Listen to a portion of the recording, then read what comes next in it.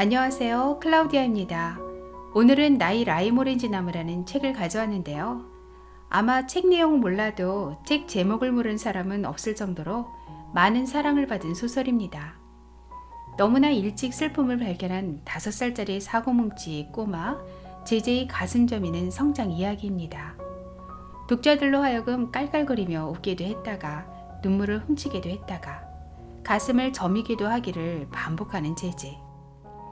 애늙은이였다가도 정말 어린아이라는 걸 다시 상기시키는 대목에선 제제의 상황과 내면에 더 공감하게 되는데요. 호기심과 감수성이 풍부한 제제를 이해할 수 있기 때문에 어느새 제제가 되어 울고 웃고 있을 독자들의 모습이 상상이 됩니다.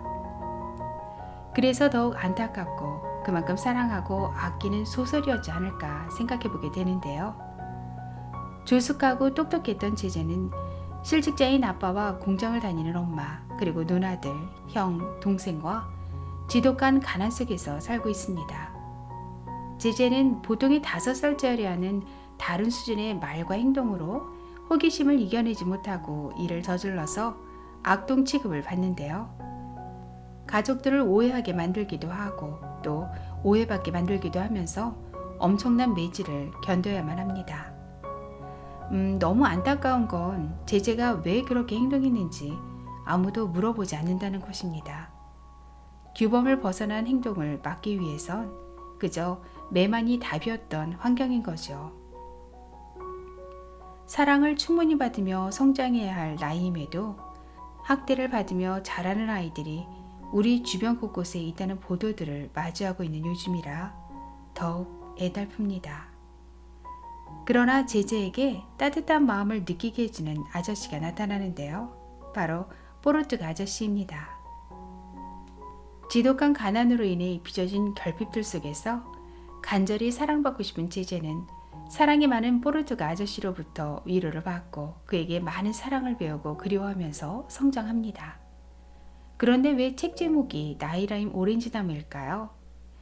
오늘 제제와 뽀르뚜가 아저씨 그리고 라임 오렌지 나무인 민기뉴의 따뜻한 관계 속에서 사랑이라는 저마다 잊지 말고 가져가야 할 큰 의미를 명글귀들과 함께 확인하고 나누는 시간 되시기 바랍니다.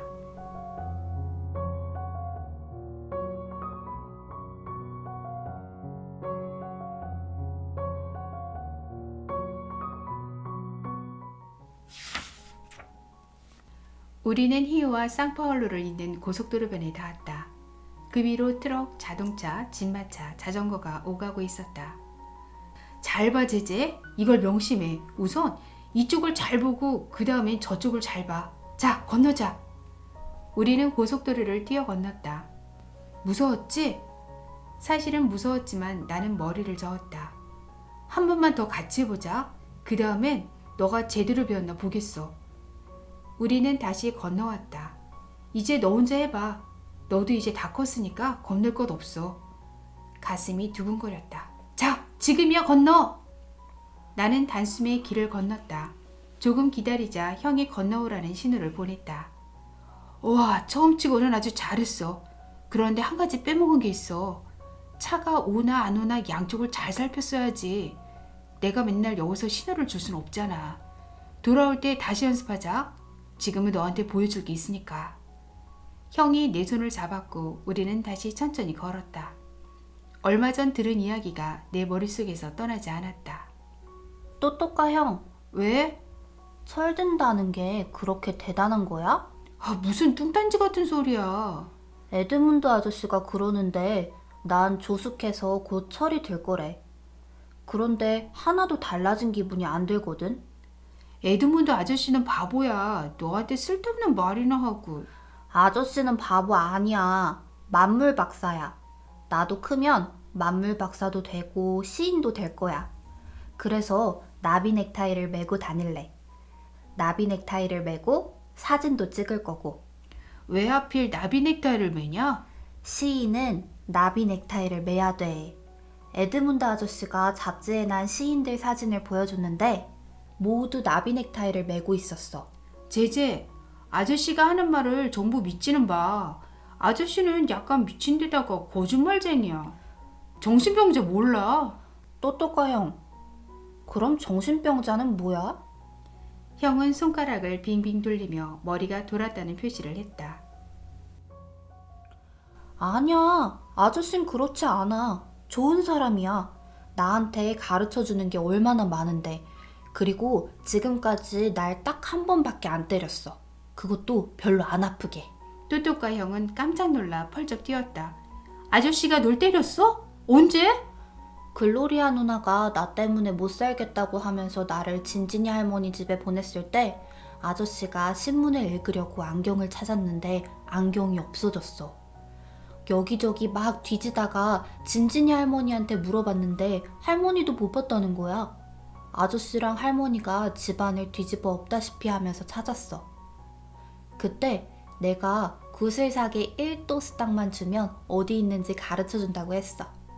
그러니까 아저씨가 조끼 주머니에서 1도스당을 꺼내면서 돈을 줄 테니 찾아봐라 해서 빨래통에 가서 안경을 꺼내왔거든. 그랬더니 아저씨가 이 못된 놈 같으니라고 내 놈짓이었구나 라고 욕을 하면서 내 엉덩이를 한 대 때린 다음에 돈을 도로 뺏어갔어. 또또까 형이 깔깔거리며 말했다. 참, 매를 피해갔는데 거기서도 매를 맞았고. 야, 좀 빨리 가자. 이러다간 영영 못 가겠다.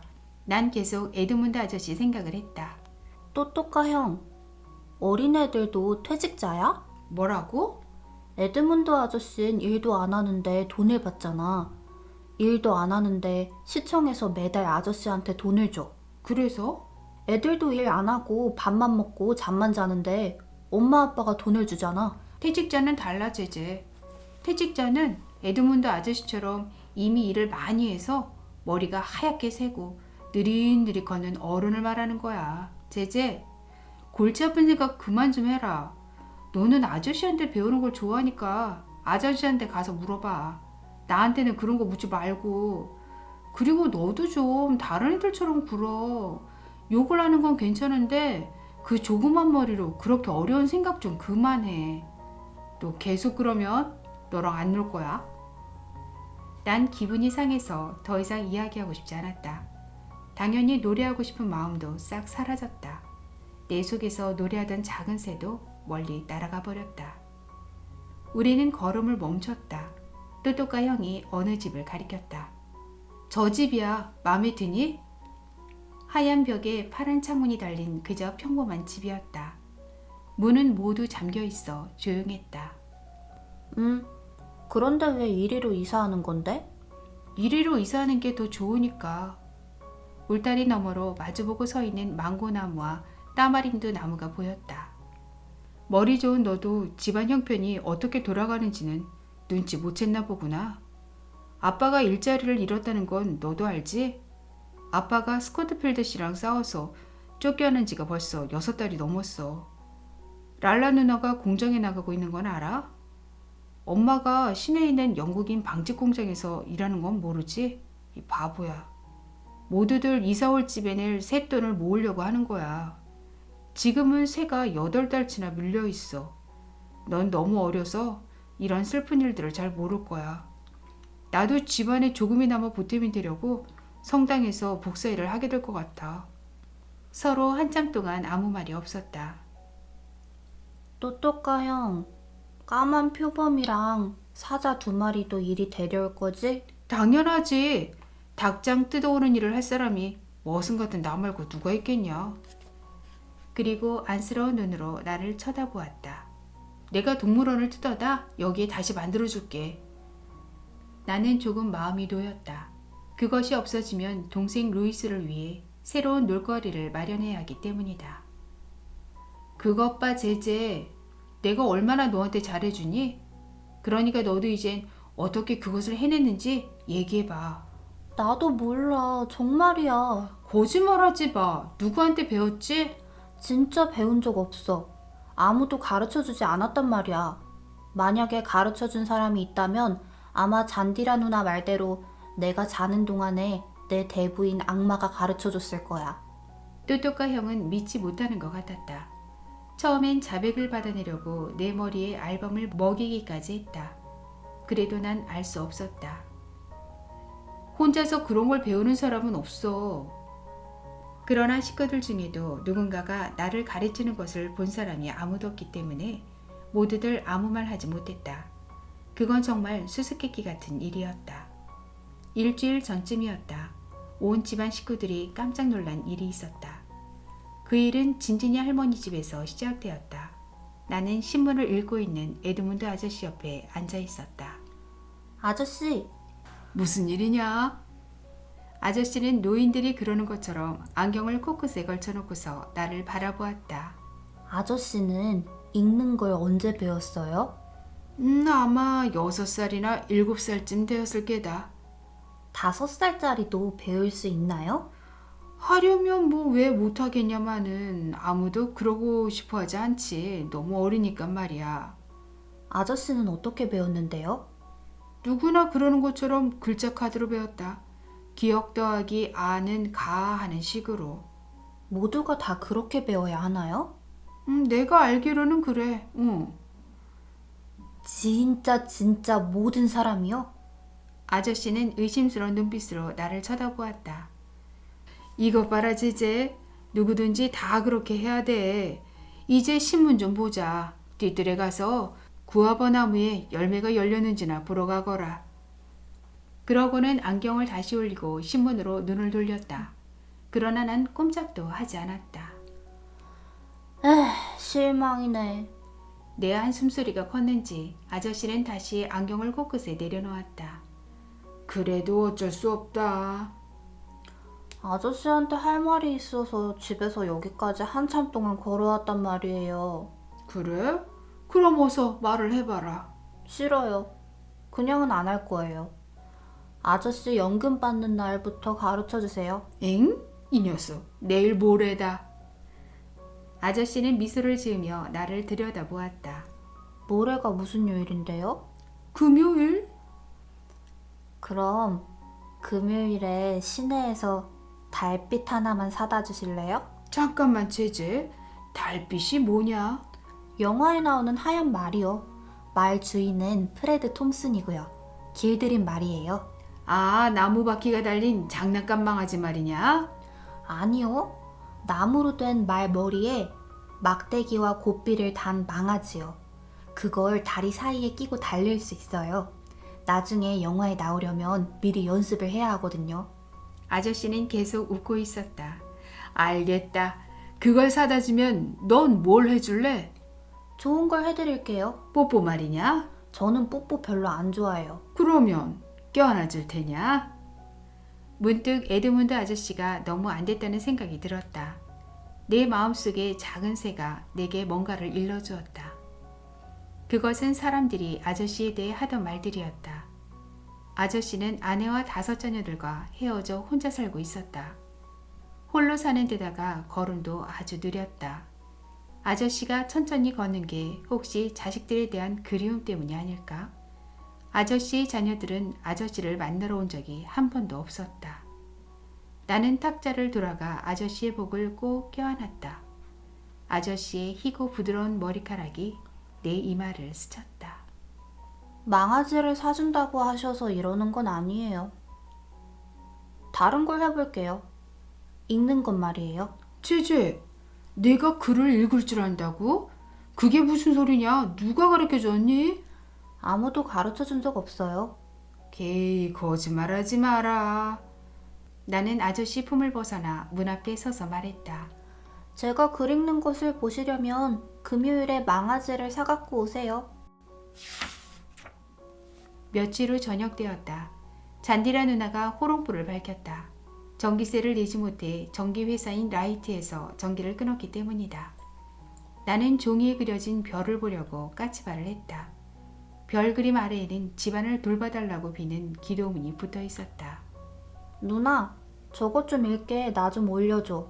장난치지 마, 제제. 누나 지금 바쁘거든. 그러니까 날 좀 올려줘봐. 내가 읽는지 못 읽는지 보면 되잖아.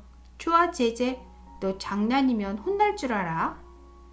누나는 나를 안아 문 뒤로 바짝 붙여주었다. 빨리 읽어봐. 어디 한번 보자. 나는 가정의 안녕과 축복을 기원하고 악령을 쫓아달라고 하늘에 비는 기도문을 읽었다. 잔디라 누나는 나를 바닥에 내려놓았다. 누나는 벌어진 입을 다물지 못했다. 제제, 너 그거 외운 거지? 지금 날 놀리는 거지? 누나, 난 뭐든지 읽을 수 있어. 배우지 않고 읽는 사람은 없어. 에드문드 아저씨가 가르쳐 주셨니? 아니면 진진이 할머니시니? 아무도 가르쳐 주지 않았어. 누나가 신문을 가져왔고 나는 그것마저 읽었다. 단 한자도 틀리지 않고서 말이다. 그러자 누나는 괴성을 지르며 글로리아 누나를 불렀다.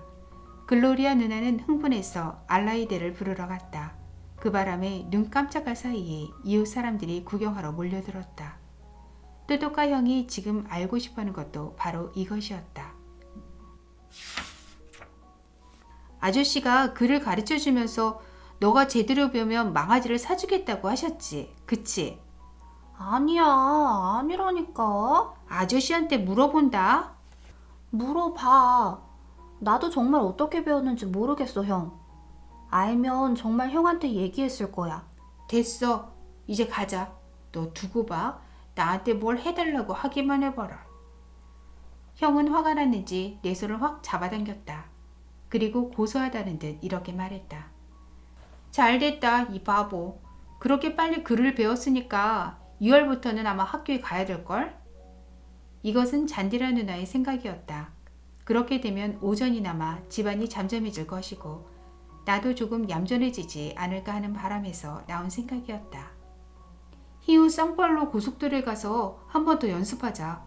학교에 갈 때마다 내가 길을 가지 건너줄 것 같아. 내가 네 종도 아니고 넌 잘났으니까 이것도 빨리 배워봐. 얘따 망하지, 어디 한번 보자꾸나. 아저씨는 신문을 펼치고 예약 광고의 한 부분을 가리켰다. 이 상품은 모든 약국과 동종의 상품을 취급하는 가게에서 살 수 있습니다. 에드문드 아저씨는 뒤뜰에 있던 진진이 할머니를 불렀다. 어머니, 얘가 약국이란 말까지 정확히 읽네요? 두 분은 내게 다른 읽을거리를 들이밀었고 나는 모두 읽어냈다. 그러자 할머니는 세상이 뒤바뀔 일이라고 중얼거렸다. 난 망아지를 얻었고 다시 한번 에드문드 아저씨를 껴안아 주었다. 그러자 아저씨는 내 턱을 받쳐들고 감격이 겨운 목소리로 말했다. 넌 큰 인물이 될 거다, 이 녀석. 내 이름을 주제라고 지은 것도 우연이 아니라니까. 넌 태양이 될 거야. 별들이 내 주변에서 빛나게 될 게다. 난 아저씨가 하는 말을 이해할 수 없어 아저씨를 멀거니 바라보았다. 아저씨는 정말 정신병자가 아닐까 하고 생각했다. 넌 이해 못할 거야. 이집트의 요셉에 대한 이야기란다. 너가 조금 더 크면 그때 이야기하지 마. 난 이야기라면 사족을 못 썼다. 게다가 어려운 이야기라면 반쯤 미쳤다. 나는 한동안 망아지를 쓰다듬다가 에드문드 아저씨에게 물었다. 아저씨, 다음 주쯤이면 제가 많이 커 있을 것 같지 않으세요? 우리 집에서는 형과 누나들이 어린 동생들을 차례로 맞다 보살폈다. 잔디라 누나는 글로리아 누나와 북쪽 지방의 양녀로 간 다른 누나를 돌봐주었다. 안토니오 형도 잔디라 누나의 몫이었다. 랄라 누나는 얼마 전까지 나를 돌봐주었다. 누나는 나를 꽤 귀여워했다. 하지만 이제는 영화배우처럼 나팔바지에 짧은 잇도리를 빼입은 남자친구에게 푹 빠져 내게 시큰둥해졌다. 우리가 일요일에 역으로 푸팅을 하러 갈 때면 그는 내게 맛있는 사탕을 사주곤 했다. 누나의 남자친구는 늘 산책을 이렇게 푸팅이라고 말했다. 그 사탕은 식구들에게 미주알 고주알 일러바치지 말라고 주는 임박음용이었다. 나는 그래서 에드문드 아저씨에게조차 푸팅이 무엇인지 물을 수 없었다. 내 밑으로 있던 동생 둘은 아주 어렸을 때 죽었다. 어른들이 하는 말을 듣고 알았는데 그 애들은 까무잡잡한 피부와 까만 생머리를 가져 영락없는 삐나제 인디언처럼 생겼다고 한다. 그래서 여자아이에게는 아라씨, 사내아이에게는 듀란디르라는 이름을 붙였다고 한다. 그 다음에 태어난 아이가 막내 루이스였다. 루이스를 주로 돌봐주는 사람은 글로리아 누나였고 그 다음이 나였다. 사실 루이스는 아무도 돌볼 필요가 없었다. 너무 예쁘고 착하고 조용해서 있는지 없는지조차 모를 정도였기 때문이다. 그래서 루이스를 떼어놓고 밖에 나가 놀고 싶다가도 그 아이가 또박또박 앙증맞게 말을 걸어오면 어찌나 귀여운지 마음을 고쳐먹을 수밖에 없었다.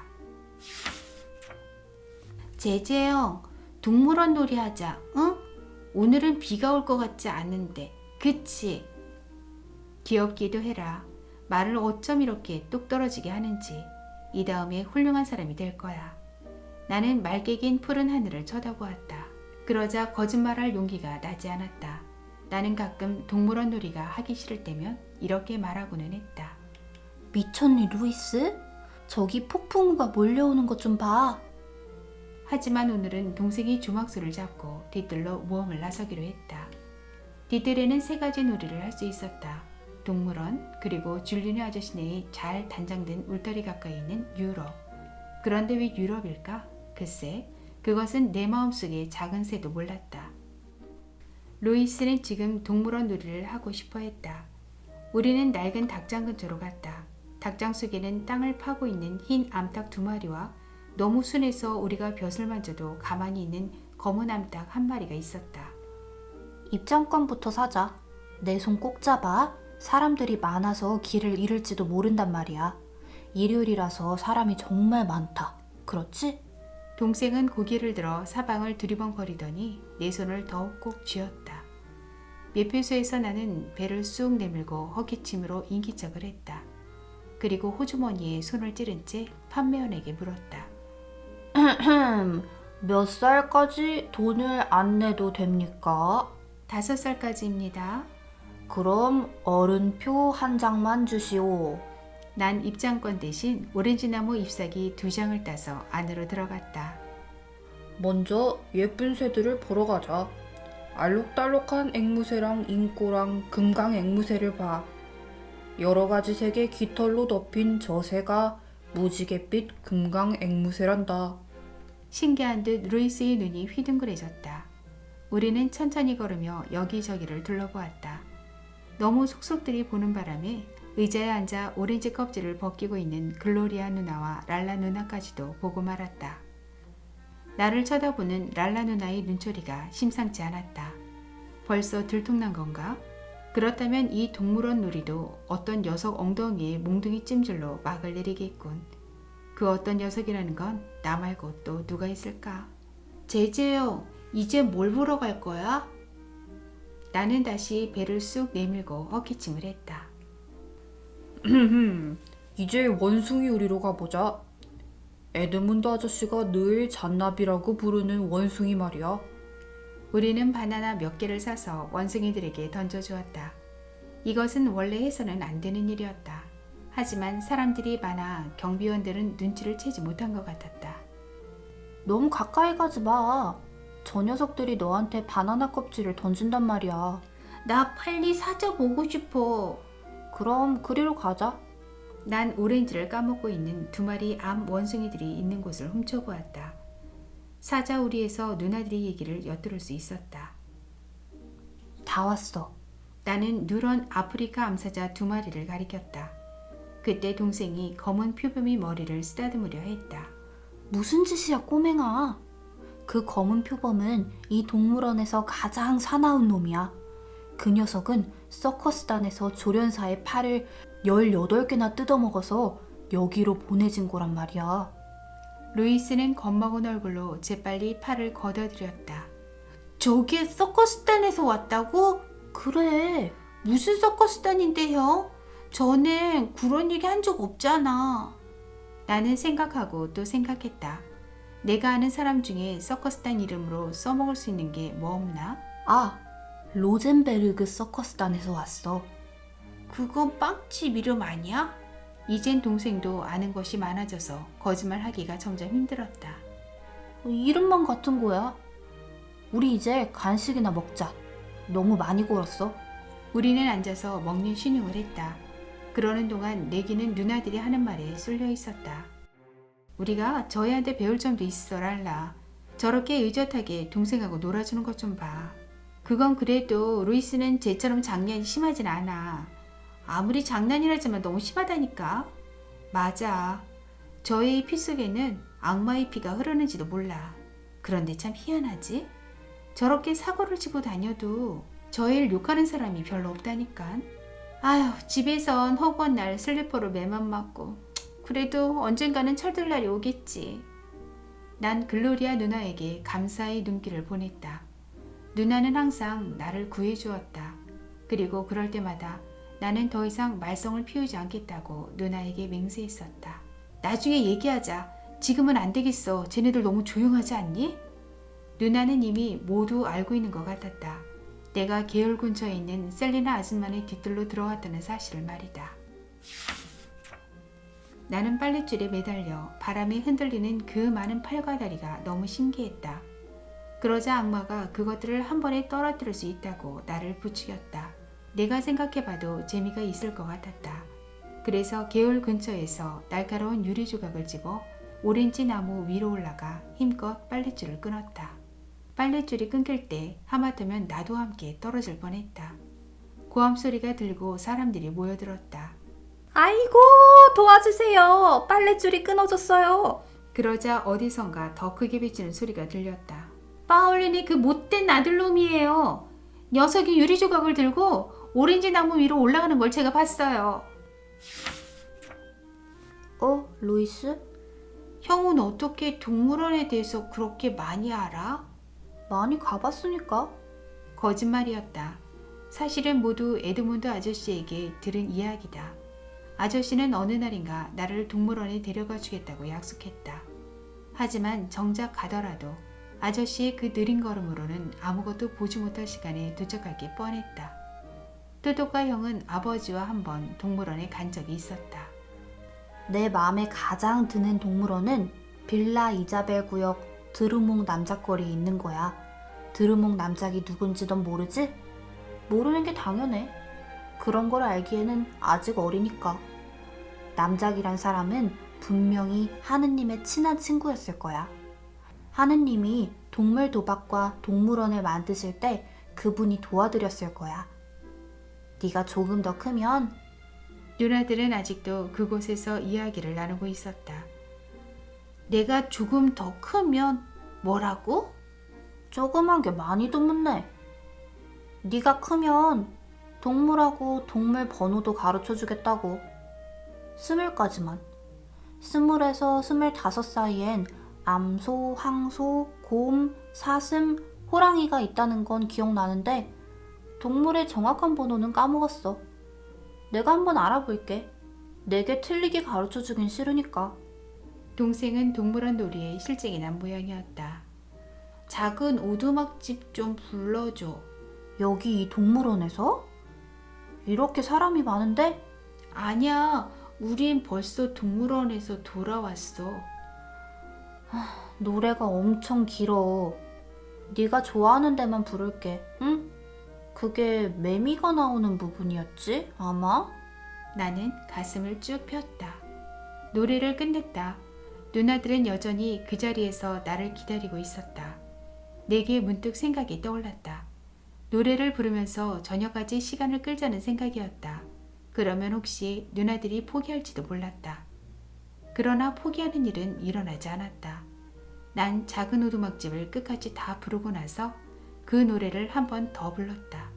그리고 너의 스쳐간 사랑도 부르고 라모나까지 불렀다. 라모나는 가사가 다른 두 가지를 모두 불렀다. 그래도 변화의 주춤은 전혀 없었다. 그러자 눈앞이 깜깜해졌다. 어차피 맞을매라면 차라리 빨리 맞는 게 나을 것 같았다. 그래서 누나들이 있는 곳으로 갔다. 자, 랄라 누나. 때릴 테면 때려. 매를 맞으려고 누나 쪽으로 등을 돌렸다. 그리고 누나가 슬리퍼를 내리칠 때의 힘이 얼마나 센지 알고 있었기에 이를 꽉 물었다. 크리스마스를 지내고 그 다음 날부턴 이삿짐을 싸기 시작해야 할 거다. 엄마는 피로해지진 목소리로 말씀하셨다. 여기란다. 지금 사는 집보다 약간 작았지만 모두들 마음에 들어했다. 엄마가 토토과 형의 도움을 받아 대문의 철사줄을 풀고 문을 열자 형제들이 후다닥 안으로 들어갔다. 글로리아 누나는 다 큰 처녀라는 사실도 잊고 내 손을 떨쳐내고 몸을 흔들며 달려들어갔다. 그리고 망고나무를 껴안았다. 이 망고나무는 내 거야. 내가 먼저 발견했으니까. 안토니오 형도 타마린드 나무를 껴안고 누나와 똑같이 말했다. 나를 위해 남은 것은 하나도 없었다. 난 울상을 지으며 글로리아 누나를 쳐다보았다. 그럼 나는 누나? 바보야, 빨리 뒤쪽으로 가봐. 나무가 더 있을 거야. 달려가 보았지만 거기엔 수북히 자란 풀과 가시가 많은 늙은 오렌지 나무 몇 그루, 그리고 개울 곁에 있는 조그마한 라임 오렌지 한 그루뿐이었다. 난 속이 상했다. 모두들 침실을 둘러보며 방을 정하고 있었다. 난 글로리아 누나의 치마를 잡아당겼다. 아무것도 없어. 너가 제대로 찾아보지 않아서 그래. 내가 찾아줄 테니까 잠깐만 기다려. 잠시 후 누나가 내 쪽으로 와서 우리는 오렌지 나무들을 살펴보았다. 넌 저 나무는 별로야? 아주 멋진 오렌지 나무 아니니? 전혀 마음에 들지 않았다. 이것도 저것도 모두 시들하여 어느 것 하나 마음에 들지 않았다. 전부 가시만 잔뜩 나 있었다. 저렇게 못생긴 것들을 갖느니 차라리 저 라임 오렌지가 낫겠어. 어디 있는데? 우리는 라임 오렌지 나무 쪽으로 갔다. 어머나, 참 예쁜 라임 오렌지 나무네. 가시도 하나도 없어. 멀리서 봐도 라임 오렌지 나무라는 걸 금방 알겠다. 내가 너만 했으면 딴 나무는 바라지도 않겠다 얘. 그래도 난 커다란 나무가 좋단 말이야. 잘 생각해봐 제제. 이 나무는 아직 어리지만 자라면 아주 멋진 오렌지 나무가 될 거야. 그리고 너랑 함께 커가는 거야. 그럼 너희들은 형제처럼 사이좋게 지낼 수 있잖아. 나무까지 좀 봐. 그래, 이 나무밖에 없는 건 사실이야. 하지만 너가 탈 수 있도록 만든 망아지 같지 않니? 나는 내가 세상에서 가장 재수없는 아이라고 생각했다. 나는 화가 나서 땅바닥에 주저앉았다. 그리고 라임 오렌지 나무에 기대어 마음을 가라앉혔다. 나뭇가지로 땅을 훑었다. 씩씩거림도 잦아들었다. 그때 내 마음속 어딘가에서 어떤 소리가 들려왔다. 난 내 누나의 말이 맞다고 생각해. 언제나 자기들 말만 맞다고 그래. 내 말만 틀리대. 그렇지 않아. 내가 날 자세히 보면 알 수 있을 거야. 나는 깜짝 놀라 벌떡 일어나서 어린 나무를 자세히 살펴보았다. 지금까지 내가 사물들과 이야기할 수 있었던 것은 내 마음속에 작은 새가 말을 해주기 때문이라고 생각했는데 신기한 일이었다. 정말 네가 말을 하는 거니? 내가 하는 말을 지금 듣고 있잖아. 나무는 그렇게 말하고 나지막이 웃었다. 난 하마터면 비명을 지르며 뒤뜰을 뛰쳐나갈 뻔했다. 그러나 호기심이 나를 묶어놓았다. 어디로 말하는 거니? 나무는 몸 전체로 얘기해. 잎으로도 얘기하고 가지랑 뿌리로도 얘기해. 들어볼래? 그럼 귀를 내 몸에 대어봐. 내 심장이 뛰는 소리가 들릴 거야. 난 조금 망설였으나 나무의 크기를 생각하니 두려움이 사라졌다. 귀를 대자 틱틱하는 소리가 아련히 들렸다. 들었어? 딱 하나만 말해줄래? 다른 사람도 네가 얘기한다는 걸 알아? 아니, 오직 너만. 정말? 맹세할 수 있어. 어떤 요정이 말해주었어. 너처럼 작은 꼬마와 친구가 되면 말도 하게 되고 아주 행복해질 거라고 말이야. 그럼 기다려줄 수 있겠어? 뭘? 내가 이사 올 때까지 말이야. 아직 일주일도 더 남았어. 그때 가면 네가 말하는 걸 잊어버리지 않을까? 절대로 잊지 않아. 다시 말하지만 너만을 위해서야. 내가 얼마나 부드러운지 시험해 볼래? 어떻게? 내 가지에 올라타봐. 나는 그렇게 했다. 이젠 약간 흔들어봐. 그리고 눈을 감아봐. 역시 나무가 시키는 대로 했다.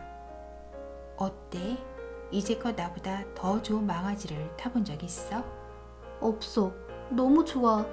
내 망아지 달빛을 동생에게 줘도 되겠어.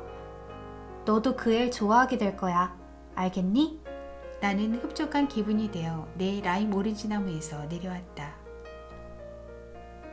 있잖아, 내가 약속할게. 이사 오기 전이라도 될 수 있는 대로 자주 와서 너랑 놀게. 이젠 가봐야 해. 다들 벌써 저기 지나가고 있거든. 하지만 친구끼리 이런 식으로는 헤어지지 않아. 저기 누나가 오고 있어. 내가 나무를 껴안고 있는 바로 그때 글로리아 누나가 다가왔다. 잘 있어, 친구. 넌 세상에서 가장 멋진 나무야. 제제, 내가 뭐라 그랬니? 그래, 맞아. 이제는 누나나 형이 망고나무나 따마린두 나무랑 바꾸자고 빌어도 안 바꿀 거야. 누나는 다정스레 내 머리를 쓰다듬었다. 아이고, 이 귀여운 녀석. 우리는 손을 잡고 걸어 나왔다. 누나는 누나 망고나무가 얼간이라고 생각하지 않아? 아직은 잘 모르겠어. 약간 그런 것 같기도 해. 또또과 형 나무는? 그건 별로 쓸모없어. 그런데 왜? 얘기해도 좋을지 모르겠어. 하지만 누나한테만은 언젠가 이 기적 같은 일을 얘기해 줄게. 또또과 형, 새 집에 가봤어? 아니, 넌? 틈나는 대로 자주. 오, 웬 정성이야? 민기뉴가 잘 있는지 궁금해서. 민준이는 또 어떤 악마야? 내 라임 오렌지 나무야. 썩 어울리는 이름인걸? 넌 이름 짓는 데는 뭔가 있어. 형은 씩 웃고는 망아지 달빛의 새로운 몸이 될 막대기를 계속 갈았다. 그래, 어떻든? 조금도 잘하지 않는 것 같아. 그렇게 밤낮 쳐다보고 있으면 잘하지 않아. 어때? 예쁘게 되어가지? 이런 막대기를 만들어 달라는 거였지? 응, 형. 형은 어떻게 뭐든지 그렇게 잘 만들어? 형은 새장, 닭장, 울타리, 작은 문 모두 만들잖아. 누구나 다 나비넥타이를 맨 시인이 되려고 태어나는 게 아니잖아. 너도 맘만 먹으면 배울 수 있어. 아니야. 그런 건 소질이 있어야 돼. 형은 잠시 손을 멈췄다. 그리고 에드문드 아저씨가 내게 새로 가르쳐 주었음직한 이 말이 못마땅하다는 듯 웃었다. 행복한 사람은 손가락을 입에 문 채 잠든 꼬마 임금님 뿐이었다. 나는 동생 가까이에 망아지를 세워놓았다. 녀석의 머리를 쓰다듬어 주지 않을 수 없었다. 강물이 흐르듯 부드러운 목소리로 속삭였다. 귀여운 내 동생. 온 집안이 어둠에 잠겼을 때 나는 낮은 소리로 형에게 물었다. 빵 맛있었지? 안 그래, 또또까 형? 모르겠어. 안 먹었어. 왜? 목에 걸려서 아무것도 먹을 수가 없었어. 이제 자자. 자고 나면 다 잊게 돼. 나는 침대에서 일어나 바스락거렸다. 어딜 가려고 그래, 제제.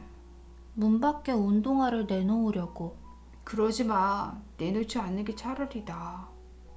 내놓을 거야. 혹시 알아?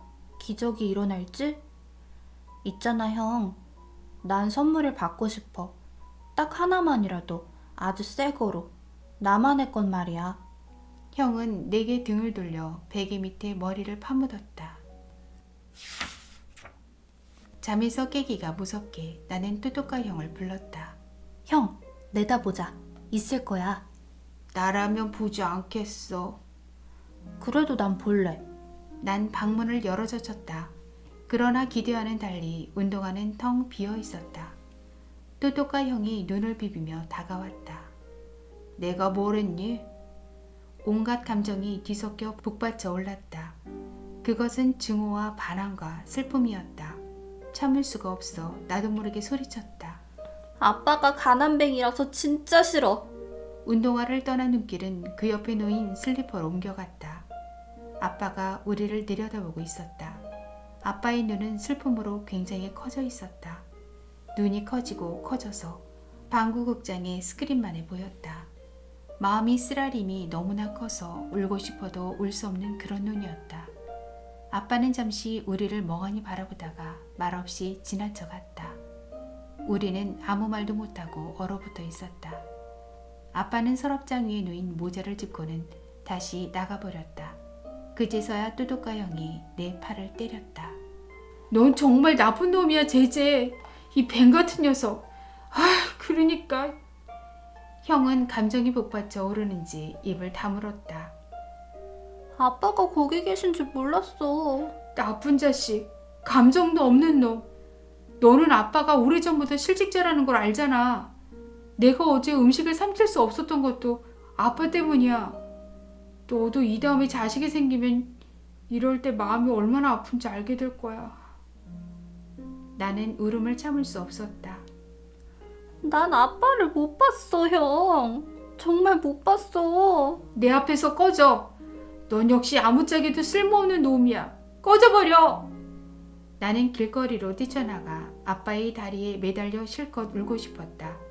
그리고 내가 정말 나쁜 애였다고 말하고 싶었다.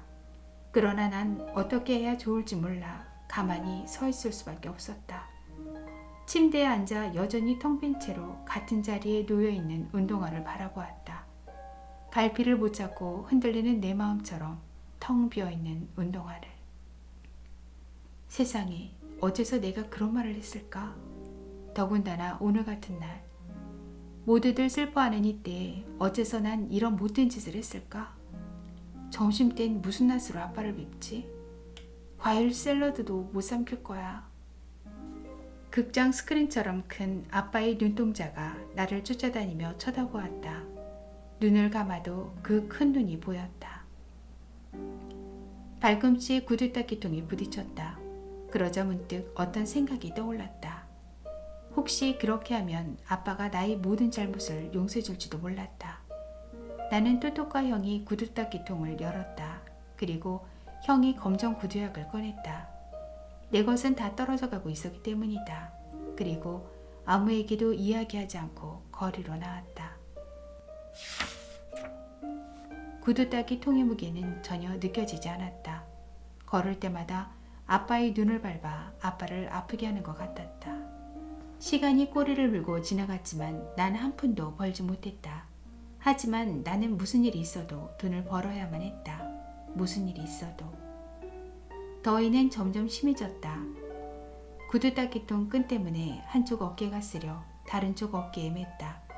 목이 말라 시장에 있는 공동수도에서 물을 마셨다. 나는 얼마 안 있으면 다니게 될 초등학교 교문 계단에 앉았다. 구두닦이통을 바닥에 내려놓으니 온몸에서 기운이 쏙 빠져나가는 것 같았다. 인형처럼 얼굴을 무릎에 얹고 아무 생각 없이 앉아 있었다. 잠시 후에는 아예 무릎에 얼굴을 파묻고 팔로 무릎을 감싸 안았다. 생각했던 일을 하지 못하고 돌아가느니 차라리 죽는 편이 나을 것 같았다. 누군가가 발로 내 구두닦이통을 톡톡 찼다. 그리고 귀에 익은 목소리가 나를 불렀다. 어이, 구두닦이, 그렇게 졸다가는 돈을 못 벌지. 반신반의하며 고개를 들었다. 카지노 수의 꽃기녀 아저씨였다. 아저씨가 구두닦이통에 발을 올려놓자 나는 우선 헝겊으로 구두를 닦았다. 그리고 물로 구두를 적신 후 훔쳐냈다. 그 다음 조심스레 구두약을 발랐다. 아저씨, 미안하지만 바지를 조금만 올려주세요. 그는 내 말대로 했다. 오늘 같은 날에 구두를 닦니, 제제? 오늘처럼 돈이 절실한 적이 없어요. 크리스마스는 잘 지냈니? 그저 그랬어요. 내가 구두솔로 통을 두드리자 그는 발을 바꿨다. 나는 아까와 마찬가지 방법으로 다른 쪽을 마저 닦았다. 그리고 양쪽 구두에 모두 광을 냈다. 구두를 다 닦고 난 뒤 통을 두드리자 그는 발을 내려놓았다. 얼마지, 제제? 200케이스예요. 겨우 200케이스만 받아? 모두들 400케이스를 받던데. 인류 구두 닦기가 되면 그렇게 받을 거예요. 그렇지만 당분간은 아니에요. 그는 500케이스를 꺼내 내게 주었다. 아저씨, 나중에 주실래요? 아직 한 푼도 못 벌었거든요. 거스름돈은 크리스마스 선물이다. 그럼 또 보자. 주머니에 돈이 생기자 잠시 기운이 솟는 듯 했지만 그것도 그리 오래가지 않았다. 이미 오후 2시가 넘었고 사람들도 제법 많이 오갔지만 구두를 닦겠다는 사람은 없었다. 아무도 돈을 내고 구두의 먼지를 털어내려 하지 않았다. 빌라 보아스댁 앞에 이르렀다.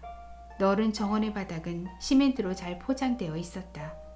세르지뉴가 멋진 자전거를 타고 화단 사이를 돌고 있었다. 난 대문 창살 사이에 얼굴을 들이밀고 그 모습을 지켜보았다. 자전거에는 붉은 바탕에 노란색과 파란색 줄무늬가 그려져 있었다. 알루미늄으로 된 몸통은 눈부시게 반짝였다.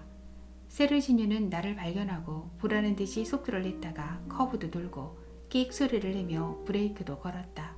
그러다가 내게 다가왔다. 마음에 드니? 이 세상에서 가장 멋진 자전거야. 대문 가까이로 오면 더 잘 보일 거야. 세르지뉴는 뚜똑과 형과 둔갑내기로 같은 반 친구였다. 세르지뉴는 에나멜 칠을 한 구두에 흰 양말을 신고 빨간 멜빵까지 메고 있었다. 그 모습을 보니 맨발인 내 자신이 부끄러웠다. 게다가 구두는 모든 게 비칠 정도였다. 아빠의 눈마저 구두에 비치고 있는 것 같았다. 나는 마른 침을 삼켰다.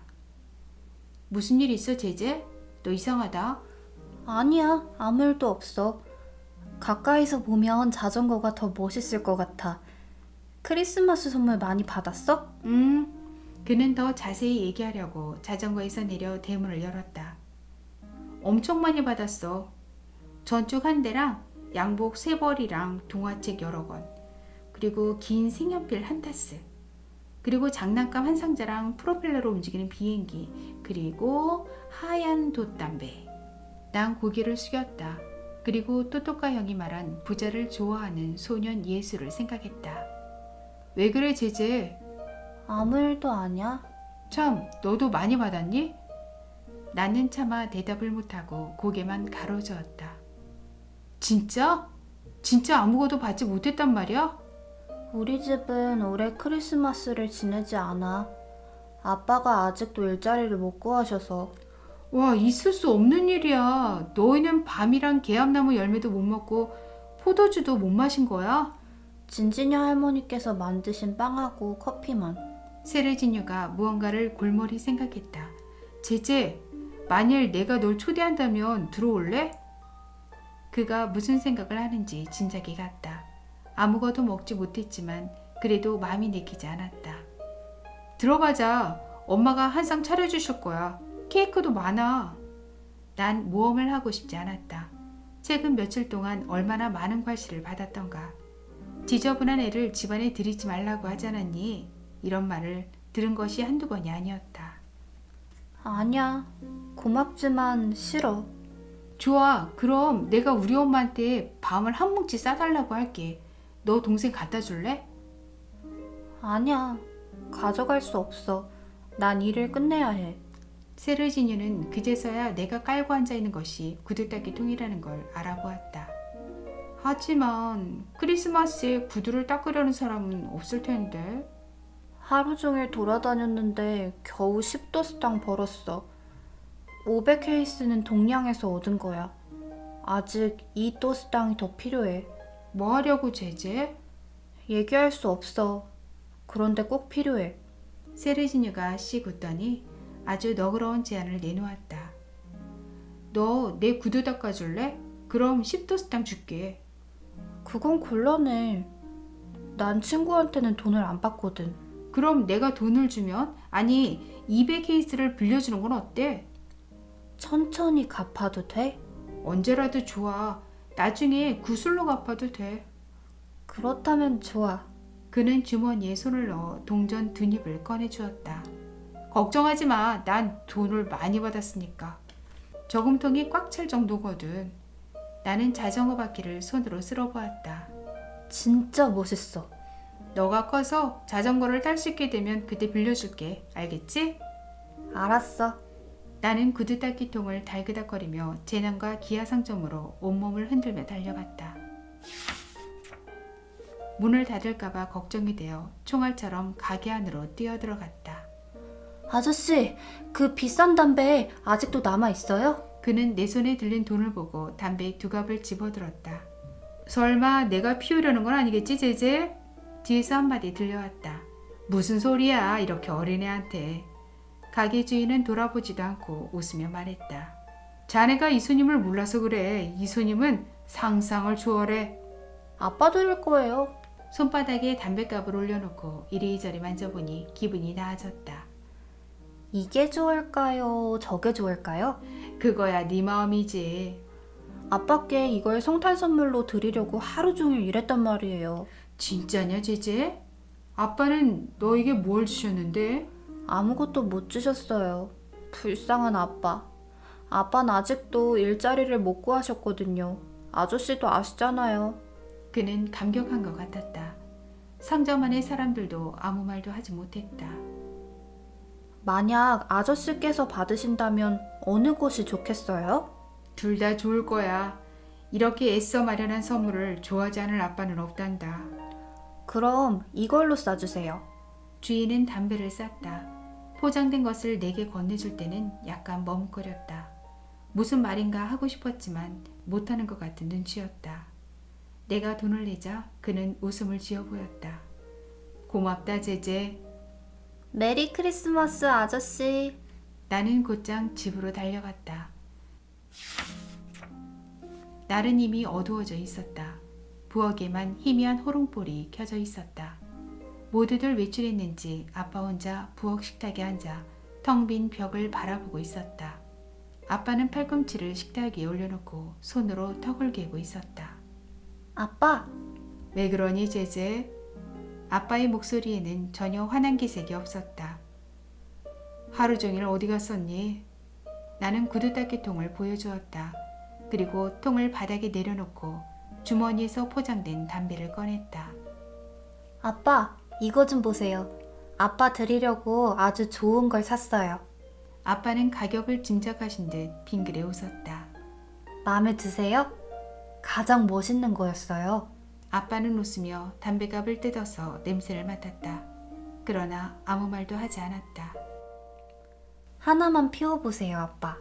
나는 불을 가지러 부엌으로 갔다. 성냥 하나를 그어 아빠의 입에 물린 담배에 불을 붙였다. 그리고 아빠가 담배 피우는 것을 보기 위해 한 걸음 뒤로 물러섰다. 이상한 기분이 들었다. 불 꺼진 성냥개비를 바닥에 버렸다. 그러자 마음속 깊숙한 곳에서 감정이 복받쳐 올랐다. 속이 찢어질 것 같았다. 온종일 나를 괴롭히던 그 커다란 고통이 모두 폭발하여 솟아올랐다. 나는 아빠를 바라보았다. 말숙이 면도한 얼굴과 눈을 바라보았다. 내가 할 수 있었던 말은 단지 아빠, 아빠. 내 목소리는 눈물과 흐느낌 속으로 잦아들었다. 아빠는 팔을 벌려 나를 꼭 보듬어 주었다. 울지 마라 얘야. 그렇게 마음이 약해서야 일생 동안 울어야 할 일이 한이 없겠다. 아빠, 그럴 마음이 아니었어요. 그런 말을 할 생각은 전혀 없었어요. 안다. 알고 말고. 내 말에는 일리가 있어서 화가 나지 않았다. 아빠는 내 등을 토닥여 주었다. 그리고 잠시 후 내 얼굴을 받쳐들고 옆에 누워있던 냅킨으로 눈물을 닦아주었다. 이제 훨씬 나아졌구나. 나는 손을 뻗어 아빠의 얼굴을 쓰다듬어 주었다. 그리고 커다란 스크린 같은 아빠의 눈을 예전처럼 돌려놓으려고 가볍게 손가락을 갖다 댔다. 그렇게 하지 않으면 일생 동안 그 눈이 나를 따라다닐 것만 같았다. 담배를 마저 피워야지. 나는 아직도 복받치는 감정에 목이 메어 더듬거렸다. 아빠가 절 때리시겠다면 반항하지 않겠어요. 막 때리셔도 좋아요. 알았다 제제. 이제 그만 됐다. 아빠는 나를 바닥에 내려놓았다. 나의 울음도 함께. 그리고 찬장에서 접시를 꺼냈다. 글로리아 누나가 너 주려고 과일 샐러드를 남겨두었다. 나는 좀채 삼킬 수가 없을 것 같았다. 아빠는 작은 숟가락으로 과일 샐러드를 내 입에 떠넣어 주었다. 이젠 다 지난 일이야. 안 그러니 제제? 나는 머리를 끄덕였지만 처음 몇 숟가락은 쓴맛이 났다. 내 흐느낌은 좀처럼 그치지 않았다. 새집, 새로운 생활, 작고 소박한 희망. 나는 집마차 꼭대기에 아르스티데스 아저씨와 그의 조수 사이에 앉아 있었다. 화창한 날씨만큼이나 기분이 아주 좋았다. 포장이 안 된 길을 벗어나 히우 상파울루 고속도로에 들어서자 마차는 미끄러지듯 부드럽게 달렸다. 우리 곁으로 멋진 차가 지나갔다. 저기 포르투갈 사람 마누엘 발라다리스의 차가 지나가요. 우리가 아수지스 거리의 모퉁이를 지날 때 멀리서 들려오는 기적 소리가 아침을 가득 채웠다. 저기 좀 보세요, 아저씨. 망가라치바가 지나가요. 넌 모르는 게 없구나. 기적 소리만 들어도 알 수 있어요. 거리에는 말발굽 소리만 따각따각 들릴 뿐이었다. 나는 진마차가 새 것이 아니라는 것을 알고 있었다. 새 것은커녕 오히려 그 반대였다. 하지만 튼튼했고 짐싹도 저렴했다. 2번은 왕복해야 우리 집 고물들을 다 나를 수 있을 것 같았다. 당나귀도 그리 튼튼해 보이진 않았지만 나는 아저씨의 비위를 맞춰주기로 했다. 굉장히 좋은 마차네요, 아저씨. 아직은 쓸만하지. 당나귀도 아주 멋져요. 이름이 뭐예요? 시가노. 그는 이야기를 나눌 마음이 별로 없어 보였다. 오늘은 참 재수가 좋은 날이에요. 생전 처음 마차도 타보고 포르투갈 사람 차도 봤고 망가라치바 기적 소리도 들었잖아요. 하지만 아무런 대꾸가 없어 멋쩍어졌다. 아저씨, 망가라치바가 브라질에서 가장 중요한 기차인가요? 아니다. 이 노선에서만 중요하지. 별 도움이 되지 않았다. 어른들을 이해하는 것은 때때로 정말 힘이 든다. 새 집에 도착하여 나는 아저씨에게 열쇠를 건네주었다. 그리고 살갑게 대하려고 애썼다. 아저씨, 제가 도와드릴까요? 우리를 방해하지만 않아도 그게 도와주는 거다. 어디 가서 놀고 있거라. 들어갈 때 부르마. 나는 그의 말대로 그 자리를 떴다. 민기뉴, 이제 우리는 늘 가까이 살게 됐어. 다른 나무들이 네 발밑에도 못 따라올 정도로 예쁘게 꾸며줄게. 있잖아, 민기뉴. 난 방금 큰 마차를 타고 왔는데 얼마나 부드럽게 달리는지 꼭 영화에 나오는 포장마차 같았어. 내가 보고 듣는 걸 모두 너에게 얘기해줄게. 알았지? 나는 잡초가 무성한 개울가로 갔다. 그리고 흐르는 구정물을 바라보았다. 지난번에 우리가 저 강을 뭐라고 부르기로 했었지? 아마존. 그래, 맞다, 아마존. 저 강 하류엔 사나운 인디언을 잔뜩 태운 배들이 분명히 있을 거야. 안 그러니, 민기뉴? 말도 마. 왜 아니겠어. 겨우 이야기를 시작하려는데 아리스티데스 아저씨가 문을 닫으며 나를 불렀다. 여기 있을래? 아니면 우리랑 같이 돌아갈래? 여기 있을래요? 엄마랑 누나들도 곧 도착할 거예요. 그리고는 집 안팎을 구석구석 살펴보기 시작했다. 처음에는 체면도 차리고 이웃들에게 좋은 인상도 주고 싶어서 난 얌전하게 행동했다. 그러던 어느 날 오후 나는 여자용 검정 스타킹을 다시 찾아냈다. 그것을 끈 모양으로 말아 발끝을 잘라낸 다음 긴 연줄을 묶었다. 멀리서 천천히 줄을 잡아당기면 꼭 뱀 같았다. 컴컴한 밤이라면 성공할 것 같았다. 밤에는 남의 일을 간섭하는 사람이 아무도 없었다. 새 집이 모두의 마음을 바꿔놓은 것 같았다. 가족끼리 다정하게 지내던 일은 먼 옛날만 같았다. 나는 대문 앞에 앉아 망을 봤다. 길에는 전봇대의 희미한 불빛뿐이었고 큰 파두나무 울타리는 곳곳에 그늘을 들이우고 있었다. 공장에는 분명히 야근하는 사람이 있을 것이고 야근은 8시를 넘긴 적이 없었다. 9시는 좀처럼 되지 않았다. 잠시 공장 생각을 해보았다. 난 공장이 싫었다. 새벽 5시에 울리는 공장의 슬픈 작업 신호는 더욱 싫었다. 공장은 아침에 사람들을 집어삼켰다가 밤이 되면 지친 사람들을 토해내는 용 같았다. 게다가 스코트필드 씨가 아빠에게 한 짓을 생각하면 더더욱 싫었다. 기회다. 저기 어떤 여자가 온다. 팔밑에 양산을 끼고 손에는 핸드백을 들고 있었다. 샌들 뒷굽이 바닥에 부딪히는 소리까지 들을 수 있었다. 나는 대문 뒤로 달려가 숨었다. 그리고 뱀의 손잡이를 시험해 보았다. 말을 잘 들었다. 완벽했다. 나는 줄을 손가락에 끼우고 울타리 그늘에 몸을 숨겼다. 샌들 소리가 점점 더 가까워지고 가까워지고 가까워지고 이때다. 나는 뱀줄을 잡아당기기 시작했다. 그러자 뱀은 천천히 길 한복판으로 미끄러져 들어왔다.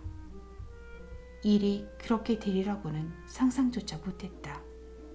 여자가 어찌나 크게 비명을 질렀던지 사람들이 모두 잠에서 깬 것이다. 여자는 핸드백과 양산을 공중에 내던져버리고 소리를 지르면서 배를 움켜쥐었다. 사람 살려, 뱀이 나왔어요. 살려줘요. 문이 죄다 열렸다.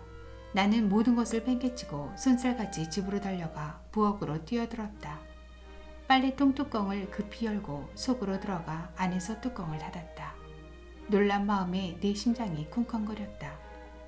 여자의 비명소리가 계속 들려왔다. 오 하느님 맙소사, 6달 된 뱃속의 애가 떨어지려고 해요. 이제 나는 후회를 지나서 두려움이 떨기 시작했다. 이웃 사람들은 그녀를 집 안으로 데리고 들어갔고 여인의 울음과 탄식은 그치지 않았다. 정말 못 참겠어요. 치가 떨려요. 내가 세상에서 가장 무서워하는 게 뱀인데. 오렌지 꽃물 좀 마시고 진정해요. 사람들이 몽둥이랑 도끼랑 길을 비출 등불을 들고 뱀을 쫓으러 갔으니 안심하세요. 헝겊조가리 작은 뱀 때문에 이런 난리라니. 정말 큰일은 우리 집 식구 중에 엄마랑 잔디랑 누나랑 랄라 누나가 함께 나간 것이다. 여러분, 뱀이 아닙니다. 낡은 여자 스타킹이에요. 너무 당황한 나머지 뱀을 걷어들이는 걸 잊었던 것이다. 이젠 끝장난 거나 다름없었다. 뱀 끄트머리에 끈이 달려 있었고 그 끈은 우리 집 뒤뜰로 이어져 있었다. 그러자 낯익은 세 사람의 목소리가 동시에 외쳤다. 바로 그 녀석 짓이군. 이제 사람들이 찾고 있는 것은 뱀이 아니었다. 그들은 침대 밑을 뒤졌으나 나를 찾지 못했다. 그들이 내 곁을 지나갈 때 난 숨조차 쉬지 않았다. 집 밖 뒤뜰에서도 나를 찾았다. 잔디라 누나가 뭔가 생각해낸 듯 싶었다. 어디 숨었는지 알 것 같아. 누나는 빨래통 뚜껑을 열고 뇌기를 잡아 올려 식당까지 끌고 갔다. 이번엔 엄마도 아주 세게 때렸다. 마치 슬리퍼가 노래하는 것 같았다. 나는 맞는 횟수도 줄일 겸 아픔도 덜 겸 송아지처럼 소리를 질러댔다. 이 나쁜 녀석아, 넌 6달 된 아이를 뱃속에 넣고 다니는 게 얼마나 힘든 일인지 알기나 해? 랄라 누나가 빈정댔다. 어쩐지 이사와선 잠잠하다 했더니 어서 가서 자, 이 망나니 같은 놈아. 나는 엉덩이를 만지며 침대에 엎드렸다. 다행히도 아빠는 카드놀이를 하러 나가고 없었다. 나는 어둠 속에서 나머지 울음을 삼켰다. 그리고 매맞은 곳을 낫게 하는 데는 역시 침대가 최고라고 생각했다. 다음 날 아침 나는 일찍 일어났다. 괜히 할 일이 2가지 있었다. 우선 안 보는 척하며 주위를 살펴볼 작정이었다. 뱀이 아직 그 자리에 있다면 슬쩍 집어 셔츠 밑에 숨겨올 작정이었다. 다른 곳에서 또 써먹을 수 있을 것 같았다. 그러나 뱀은 없었다. 그만한 뱀을 구하기는 그리 쉽지 않을 것 같았다. 나는 발걸음을 돌려 진진이 할머니 집으로 향했다. 에드문드 아저씨에게 할 말이 있었다. 있잖아요, 아저씨. 할 얘기가 있어서 왔어요. 다 끝나간다. 끝나면 얘기하자. 얼마 안 있어 아저씨는 카드를 섞었다. 점괘가 떨어졌나요? 아니, 아저씨는 카드를 산처럼 쌓아 옆으로 밀어놓았다. 그래 제제, 할 얘기가 돈 얘기냐? 그리고 손가락으로 비볐다. 얘기해봐라. 혹시 굿을 살 돈 좀 있으세요? 아저씨는 웃었다. 돈이라 어디 보자. 아저씨가 호주머니에 손을 넣으려 하자 내가 재빨리 말렸다. 농담이었어요, 아저씨. 그게 아니에요. 그럼 뭐냐? 아저씨는 나의 조숙함을 좋아했다. 내가 배우지 않고도 글을 읽게 된 이후로는 더 말할 필요가 없어졌다. 아주 궁금한 게 하나 있어요. 아저씨는 노래하지 않고도 노래하실 수 있으세요? 그게 무슨 말이냐? 잘 보세요. 나는 작은 오두막집 한 소절을 불렀다. 그러니까 방금 노래를 불렀단 말이지? 맞아요. 전 소리내지 않고도 노래할 수 있어요. 아저씨는 나의 순진함에 웃었다. 그리고 내가 알고자 하는 것이 무엇인지 궁금해했다. 있잖아요, 아저씨. 제가 어렸을 땐 제 속에 작은 새가 있어서 그 새가 노래한다고 생각했어요. 내게 그런 새가 있다니 정말 놀랐구나. 아저씨, 제 얘기는 그게 아니에요. 요즘은 작은 새가 정말 있는지 의심이 간다고요. 어떤 때는 마음속으로 얘기도 하고 보기도 하면서 소리내어 말한단 말이에요. 아저씨는 내 얘기를 이해했는지 내가 혼동하는 것을 재밌어 했다. 내가 설명해주마, 제제. 그게 뭔지를 아니? 내가 잘하고 있다는 증거란다. 커가면서 너가 속으로 말하고 보는 것들을 생각이라고 해. 생각이 생겨났다는 것은 너도 이제 곧 내가 말했던 그 나이. 철드는 나이 말인가요? 잘 기억하고 있구나. 그땐 기적 같은 일들이 일어나지. 생각이 자라고 커서 우리 머리와 마음을 모두 돌보게 돼. 생각은 우리 눈과 인생의 모든 것에 깃들게 된단다. 알겠어요. 그럼 작은 새는요? 작은 새는 어린애들이 여러 가지 일들을 배우는 걸 도와주려고 하느님이 만드신 거예요. 그래서 더 이상 필요하지 않을 때는 그걸 하느님께 돌려드려야 해. 그러면 하느님은 그 새를 너처럼 영리한 다른 꼬마에게 넣어주시지. 아주 멋진 일 아니니? 나는 내가 생각을 갖고 있다는 사실이 흐뭇해서 웃었다. 예, 이젠 가봐야겠어요. 나는 집에 도착하자마자 민기뉴에게로 갔다. 민기뉴, 나 할 일이 있어서 왔어. 뭔데? 같이 기다리자. 그래. 나는 민기뉴의 허리에 머리를 기대고 앉았다. 제제, 우리가 기다리는 게 뭔데? 하늘에 아주 예쁜 구름이 하나 지나가는 것. 뭐라게? 내 작은 새를 풀어주려고. 그래, 풀어줘. 더 이상 새는 필요 없어. 우리는 하늘을 지켜보고 있었다. 저거 어떨까, 민기뉴? 잎사귀 모양이 크고 잘생긴 흰 구름 하나가 천천히 다가오고 있었다. 그래, 저거야, 민기뉴. 나는 가슴이 뭉클해져 벌떡 일어나 셔츠를 열었다. 내 메마른 가슴에서 새가 떠나가는 것을 느낄 수 있었다. 내 작은 새야, 훨훨 날아라. 높이 날아가. 계속 올라가 하느님 손끝에 앉아. 하느님께서 널 다른 애한테 보내주실 거야. 그러면 너는 내게 그랬듯이 아름다운 노래를 부르겠지? 잘 가, 내 예쁜 작은 새야. 왠지 가슴이 허전해진 것 같았다. 그런 기분은 영 가시지가 않았다. 제제, 저것 봐. 새가 구름가에 앉았어. 나도 봤어. 나는 머리를 민기뉴 가슴에 기대고 멀리 사라져가는 구름을 바라보았다. 저 작은 새랑은 한 번도 나쁜 짓을 하지 않았는데. 그리고 민기뉴 가지에 얼굴을 돌렸다. 민기뉴, 응? 내가 울면 복이 흉할까? 바보야. 우는 건 흉한 게 아니야. 그런데 왜? 글쎄, 아직 익숙하지 않아서 그런가 봐. 여기 내 가슴 속 새장이 텅 빈 것 같아. 나는 매일매일 일어난 일들을 민기뉴에게 하나도 빠짐없이 말해주었다. 큰 종을 쳐. 하지만 교회 종만큼 크진 않아. 알겠니? 운동장에 모여서 자기 선생님을 찾아가야 돼. 그러면 선생님은 우리를 네 줄로 세우셔.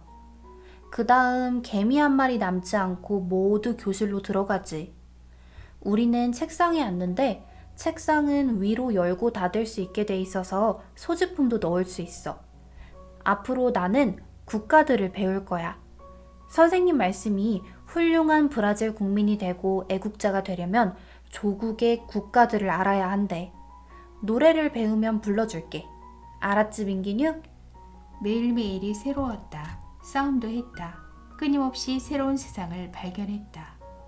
얘, 그 꽃 어디에 쓸 거니? 아주 깔끔한 여자아이였다. 손에는 예쁘게 포장된 공책과 책이 들려 있었다. 머리는 두 갈래로 따내렸다. 우리 선생님 드리려고. 왜? 선생님이 좋아하시니까. 공부 잘하는 여학생들은 모두 선생님께 꽃을 갖다 드리거든. 남학생이 그래도 될까? 선생님을 좋아한다면 그게 무슨 상관 있니? 그러니? 그래. 세실리아 파임 선생님께 꽃을 드리는 아이는 하나도 없었다. 못생겼기 때문인지도 몰랐다. 눈가에 난 점만 없었어도 그렇게 못생기지는 않았을 것이다. 그래도 쉬는 시간에 가끔 생크림빵을 사 먹으라고 돈을 주는 분은 그 선생님뿐이었다. 그때부터 다른 반을 유심히 살펴보았다. 모든 반에선 선생님 책상 위에 놓은 병에 꽃이 있었다. 오직 우리 선생님 병만이 늘 비어 있었다. 어느 날 아침 나는 꽃을 들고 선생님 앞에 나타났다. 선생님은 감동해서 나를 신사라고 불러주었다.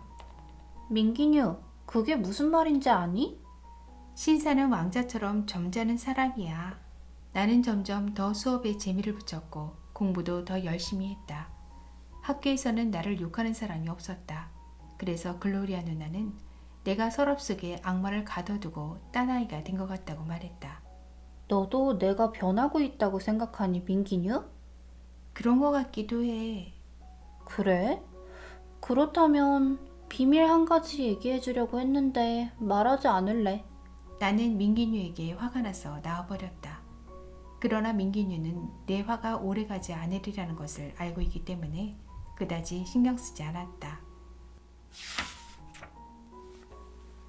고도프레드가 우리 교실로 찾아오기 전까지는 모든 일이 순조로웠다. 고도프레드는 양해를 구하고 들어와 세실리아 파임 선생님과 몇 마디 이야기를 나눴다. 내가 알 수 있었던 건 단지 그가 병에 꽂힌 꽃을 가리킨 것뿐이었다. 그가 나갔다.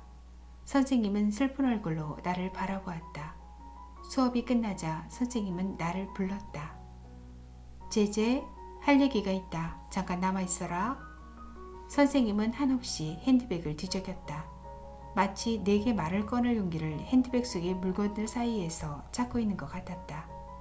그리고 마침내 결단을 내린 듯 입을 열었다. 제제, 고도프레드가 너에 대해 아주 나쁜 얘기를 하더라. 그게 사실이니? 나는 머리를 끄덕였다. 꽃에 관한 얘기죠? 그렇죠, 선생님? 왜 그런 짓을 했니? 아침에 일찍 일어나서 세르지뉴 집 정원으로 갔어요. 대문이 열려 있어서 재빨리 들어가 꽃을 하나 꺾었어요. 하지만 그곳엔 꽃이 엄청 많아서 표시도 나지 않아요. 그래도 그렇지. 그건 옳은 일이 아니야. 더 이상 그런 짓을 하면 안 된다. 큰 도둑질이 아니라도 아무튼 도둑질은 도둑질이야. 아니에요, 선생님. 안 그래요. 이 세상은 하느님 것이죠? 이 세상 모든 것이 하느님 거잖아요. 그러니까 꽃들도 하느님 거예요. 내가 조리 있게 대꾸하자 선생님은 깜짝 놀랐다. 선생님, 그렇게 할 수밖에 없었어요. 우리 집에는 정원이 없어요. 꽃을 사려면 돈이 들고요. 그리고 전 선생님 병만 늘 비어있는 곳이 마음 아팠어요. 선생님은 마른 침을 삼켰다. 가끔 선생님께선 생크림빵을 사라고 저한테 돈을 주셨잖아요. 그렇지요?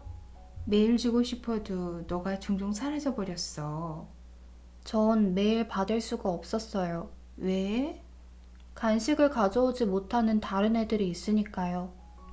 선생님은 핸드백에서 손수건을 꺼내 나 몰래 슬쩍 눈물을 닦았다. 선생님, 올빼미를 못 보셨어요? 올빼미가 누군데? 저만큼 작은 흑인 여자애예요.